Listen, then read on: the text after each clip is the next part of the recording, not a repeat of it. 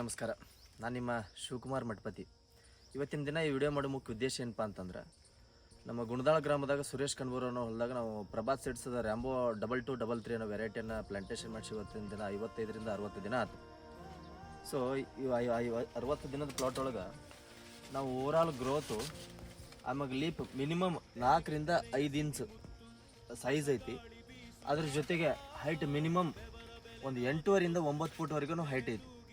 So ಇವಾಗ ನಾವು ಇದಕ್ಕೆ ZP ಪ್ಲಸ್ ಹುಷಿ ಆಮೇಲೆ ಜೆ ಇದನ್ನು ಸ್ಪ್ರೇ ಮಾಡ್ಸತ್ತಿದ್ವಿ. ಸ್ಪ್ರೇ ಮಾಡೋ ಮುಖ್ಯ ಉದ್ದೇಶ ಏನಪ್ಪ ಅಂತಂದ್ರೆ, ನಮ್ದೇನು ಗೊಂಬೆ ಆಗ್ತೈತೆ ಅಥವಾ ತೆನಿ ಬರೋಕ್ಕಿಂತ ಮುಂಚೆ, ಗರಿ ತೆಗಿಯೋಕ್ಕಿಂತ ಮುಂಚೆ ಸ್ಪ್ರೇ ಮಾಡಿಸಿದ್ದಾದಲ್ಲಿ ಲೆಂತ್ ಆಫ್ ದ ಏನು ಕಾರ್ನ್ ಇರ್ತೈತಿ, ಬೇಬಿ ಕಾರ್ನ್, ಅದರ ನಮ್ಗೆ ಸೈಜ್ ಜಾಸ್ತಿ ಬರ್ತೈತಿ.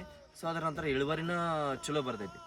ಇದ್ರ ಜೊತೆಗೆ ನೀವು ಗರಿ ತೆಗಿಯೋ ಟೈಮ್ ಒಳಗೆ ಒಂದು ಪೊಟ್ಯಾಶು ಪ್ಲಸ್ ಒಂದು ಜಿಂಕು, ಬೋರಾನು, ಅದ್ರ ಜೊತೆಗೆ ಅಮೋನಿಯಂ ಸಲ್ಫೇಟು ನಿಮ್ಗೆ ಅವಶ್ಯಕತೆ ಬಿದ್ದರೆ ಯೂರಿಯಾ ಹಾಕ್ರಿ, ಇಲ್ಲಾಂದ್ರೆ ಹಾಕ್ಲಿಕ್ಕಂದ್ರೆ ನಡೀತೈತಿ, ಏನು ದೊಡ್ಡ ಸಮಸ್ಯೆ ಆಗೋದಿಲ್ಲ.